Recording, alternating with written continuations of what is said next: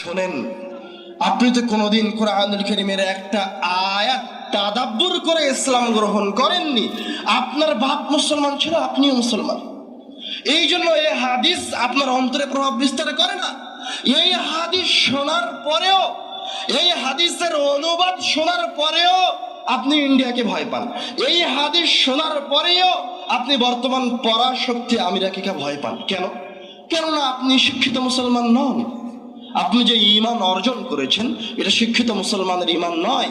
আপনার বাপ মুসলমান ছিল তাই আপনি মুসলমান, আপনার ভাই আহলে হাদিস ছিল তাই আপনি আহলে হাদিস। কেন আমি এই কথা বলছি? আপনি সাহাবীদের যুগে ফিরে যান।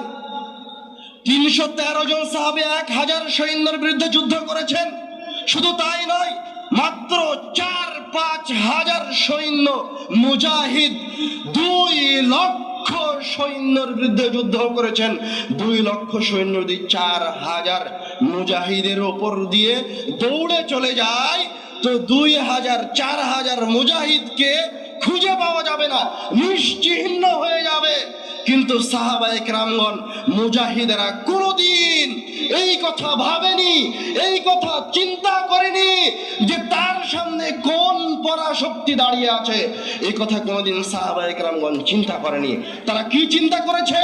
তারা চিন্তা করেছে যে আমি কোরআনুল কারীমের একটা আয়াতকে আমার অন্তরে লালন পালন করি।